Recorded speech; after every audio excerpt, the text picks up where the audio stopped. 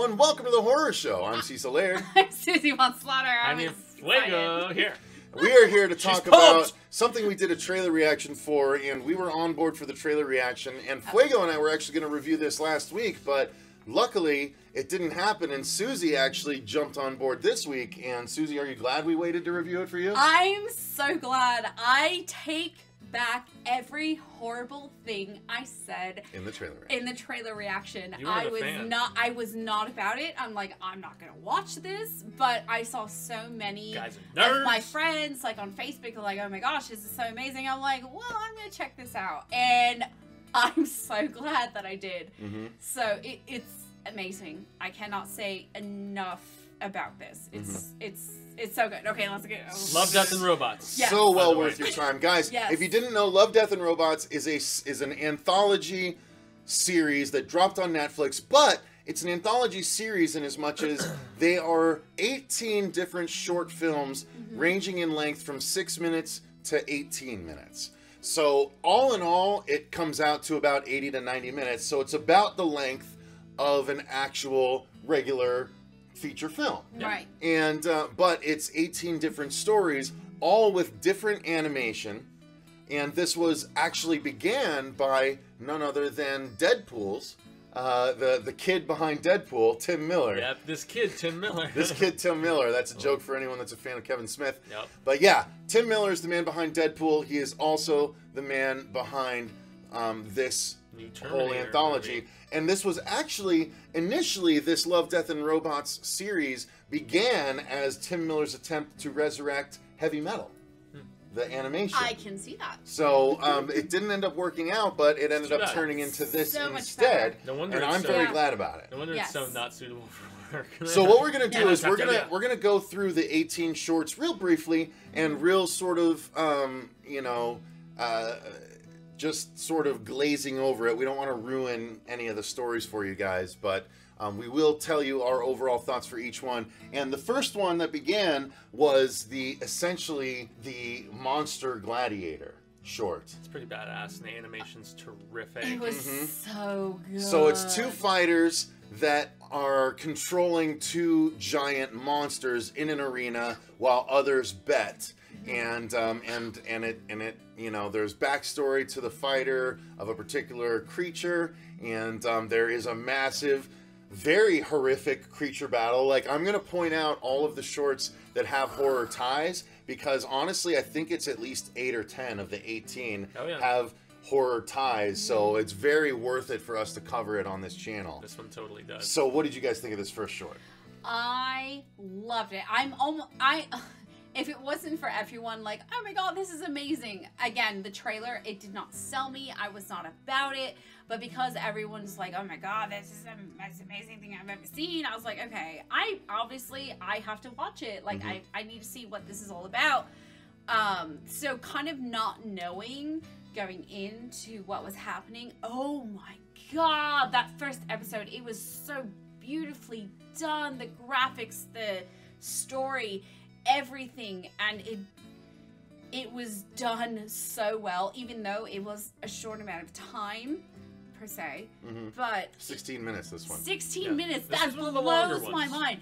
It was, oh my god, like, it was so good. It was so good. I was hooked. I was absolutely hooked. From there, it's tough to turn away. I saw that first episode. Initially. I saw that first episode last night, and I fell asleep, and I watched the rest of them today. The whole thing. I was like, 7 a.m. I was like, yes, but no, and that's exactly. It was very easy to cruise through. There was everything. Okay, first episode, yes. No, it was great. I loved it. I loved it. I loved it. I loved it. Yeah, first one set a really high benchmark, and there's only a few episodes that come close to the quality of this one, but they're also vastly different, with drastically different animation styles. Some are hand-drawn animation. A lot of them are a CGI, like 3D, like this one. This one is one of the most violent, though, and that creature battle, especially with the weird mental telepathic connection that we get, slicing limbs off. These creatures are like half robot, half actual creature, almost, because there's a character even says gore galore in this. Yes. In this movie, or short film. So. Yeah, so this first one, I mean, the fight is awesome, and the intrigue of the character. I honestly, this was one where I felt like there was more story that could have been told, whereas some of the others, they wrap everything up very neatly. This is one where I feel like there's a lot more we could have explored. No, I think it was done. I think it was done fine, Perfect. but that's the thing. I think the mark of a good short is one where you want to know more. Exactly. So I Would you think like to know more? any of these could act as a prequel short film to a longer film. Yeah, like a pilot. Absolutely. So Yes. let's move on to the second one. We don't want them all to take very long like this. The second one is a much shorter one that is 18. a post-human apocalypse where you see 3 robots sort of going around and hamming it up. And I know one of the robot voices is voiced by Gary Anthony Williams, who is a regular on the unfortunately now ended Spontanea Nation podcast. And he's a hilarious improviser, and he's the one that first starts petting the cat. It's like, why would humans associate with these things? Why would humans consort with this if they explode? Yeah. Like, So I loved it. This was just a pure deconstruction of human society by 3 post-apocalyptic robots that don't understand it's what a vacation. we did and why. It's their vacation. Yeah. So let me just say straight out, I don't know if this is the same for everyone, but Netflix came out with this thing where they're trying to, I don't know, with every show, but I still haven't heard anything about this. I haven't either. So. really, No. like, look. I don't know if you're forwarding bogus information. I am not, because I This looked has it not up. been verified by the horror show. Susie's views do not Susie- represent that of the horror show Okay, entertainment. so I Susie is looked adamant this this up. is true. I looked this up. So I guess everyone's first episode is the same, but not everyone's second or third is the same. It comes in sporadically. Obviously, it's an anthology, so it wouldn't really matter anyway. Right. But earlier when Marsha was here, Well, she's like, even no, I didn't see that one. anthologies are curated a particular way. No, Every short follows obviously, one but for even a when reason. Marsha was here earlier, because she saw some of them, and she's like, oh no, that wasn't my 3rd or 4th episode. I Yeah, don't know. well, Marsha also Okay. misreads our Facebook thread regularly. Okay, so So- I'm just saying. I'm just saying. Anyway, it if could this be the not, case. If Yeah, this but I was, don't- There's a not, possibility. I'm just saying if this was not Yeah. your second episode. If this is we're- not the order you receive it in, this yes, is why. we are talking about that episode with the 3 robots. I thought it was hilarious. Okay. I fucking loved it. Okay. Like, yes, that post-apocalyptic, apocalyptic, Hip hop, hip hippity-hop, apocalyptic, without the humans, apocalyptic. and they're on the robots. They're on vacation, and I loved everything about it, especially the cats. Like that was so well done. I loved every bit of it. Awesome. This was not one of my favorites. I found it amusing enough, but I feel I like love there was it. just a lot of stronger entries to it. The humor was okay, and it was fun observations on just the destruction of human society, and almost like it was a cautionary tale, but done with with the realm of humor. But yeah, definitely not one of my favorites. So onward, Christian. The next onward, one robotic is soldiers. the stripper dressed as a jester, one. right? A little bit of a jester. Another one Uh, I didn't like Harley so Quinn-ish. much. Yeah. Yeah, not so big on this one. And this one was she sees a crime take place in the apartment building across the street from her, Secret windowy. and then basically the person that commits the crime sees her see it, and it becomes a chase, and it's how it resolves itself without spoiling it. Yeah, And that's- I did like it, except that this is where I realized, oh, this anthology is all okay with showing all the nudity, all the animated bush that you can ask for. Yeah, like, this one really woof. went for it, man. Yeah, no, usually you guys know I. it made me a little uncomfortable. I was like, someone had to draw every single made bit of this. you A uncomfortable. little bit. Wow. A little bit. Okay, so me personally, you guys know how I feel about like nudity being in movies and stuff like that. But this, I loved it. Okay. They were beautifully drawn. Or I fucking loved the it. tits? Oh, I see. loved the like I loved every looked bit good. of it. She did, I she did. loved everything about this story. I loved how well it tied together. Okay. So Yeah, not one of my favorites. I mean, it's a very simple story at the end of the day, and the way it resolved was okay enough. But yeah, this was where they were starting to lose me.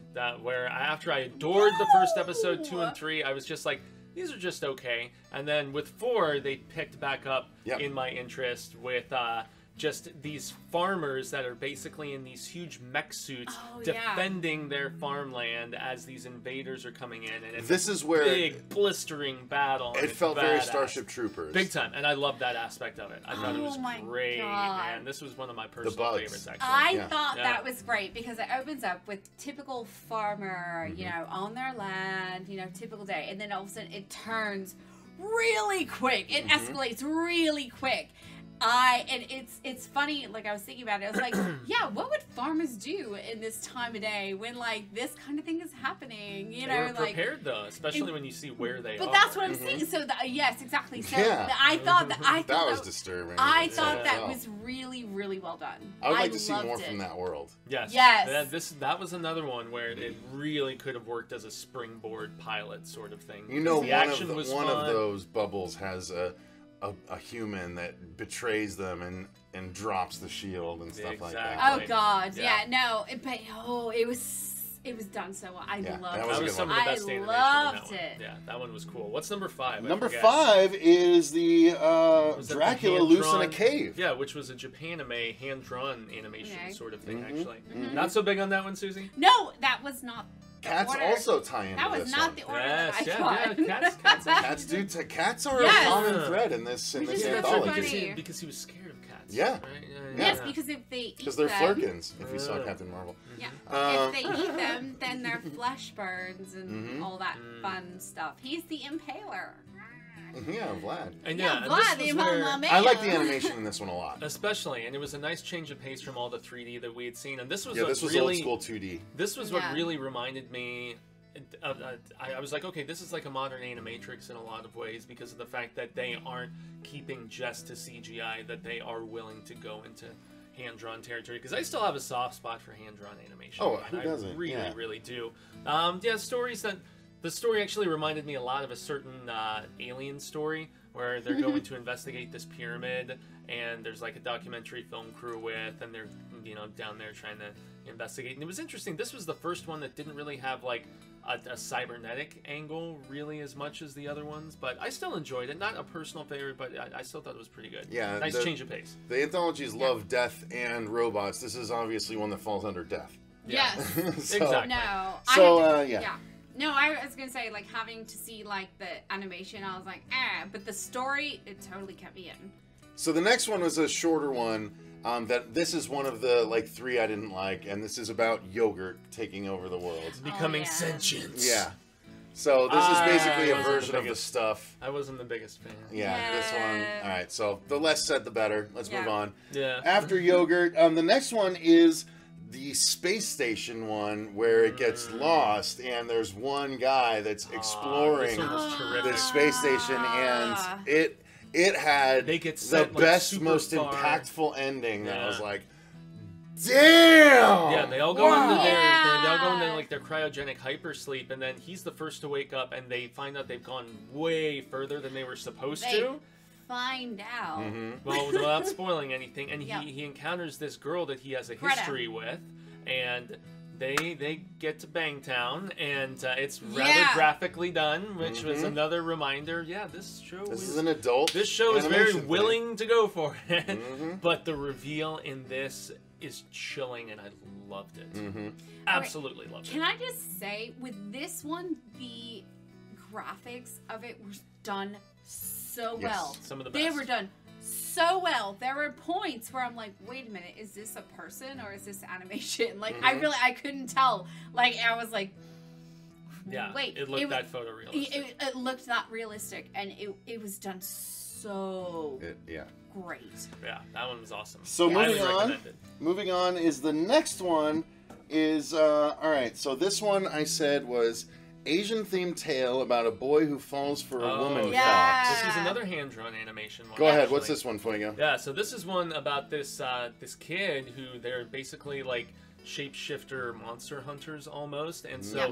they find this this woman and her child. They kill the mother. Well, she's like a half animal, half whatever. She's a mythical creature. Yeah, to be fair. And so they kill the mother creature, and then he strikes up a friendship with the surviving daughter creature, and she grows up, and she ends up in like a weird like sexual servitude of sorts with this very rich businessman, because she does become a prostitute. They both relocate to it's got some historical ties, actually. Don't they both relocate to Hong Kong from rural China, if I remember correctly? And she becomes slowly replaced with cybernetic pieces. But let's not get too far. I mean, and that's about as much as we can say. Okay, so I'll tell you. So the reason why she, as the world is developing and trains and all that stuff, so mythical creatures are not being thought of so much. So she loses the ability to go into her true form. So the reason why she starts prostituting herself is to get by. And when she becomes the robotic self of herself is because she finds a suitor, and he can only get off on robotics. So he makes really her a robot. Part robot. Part robot. So, without going into too much more, because that's already a little further into the narrative. Sorry, I'm sorry. Well, that's my fault. I'm sorry. Read the room. I'm sorry. I just had to. I thought it was really good. That's one that I actually really liked, and it kind of hit me in the feels. Actually, made me sad. So the next one is a story about a junkyard. This is a Joe Lansdale tale, the same guy who wrote Bubba Hotep, actually. Yeah, and this is a sort of an unknowing kinship, and I don't want to ruin too much, but there's a monstrous aspect to this, and I really dug this one too. It had a sort of it had a sort of Monster House kind of feel to it. Yeah. So yeah, I don't know. Your thoughts on this one, guys? Yes. I agree. Fair enough. Yeah, it was great. It was quirkier and a little more fun, and just the tale that this guy tells, who has been living in the junkyard for like forever, and what happens with his friend and everything, and he's relating this to a guy who's basically trying to get him to sign over and like leave the area so they can, just destroy and build like condos or something like that. So, but yeah, it's a fun tale. It's simple, and it was good. I enjoyed it. Up at a junkyard. Yeah. So the 10th one is a military unit with a soldier that's a hybrid of some kind. It's a werewolf tale. Oh, about the shapeshifter werewolves. Yeah. This one was cool. This was very dog soldier. I'm not about werewolves, time, but this I loved. Okay. I loved everything about this. Of course, it was almost very reminiscent of like Marvel, when the people who have those abilities and they like put them into the military use, so that's basically what it's about. So I loved it. I loved everything. I loved it. Go. Yeah, this one was pretty awesome. There's two guys basically who have been brought into military use because they have the heightened sight, the heightened sound, because they're werewolves. And we also see a little bit of the backlash of people who don't think that their presence should be a part of the process in the military, and they're in Afghanistan, and without spoiling things, they find out that they're not the only ones. And there's some awesome werewolf fighting. Great stuff. Is really dope. Great stuff. The next one is called Helping Hand.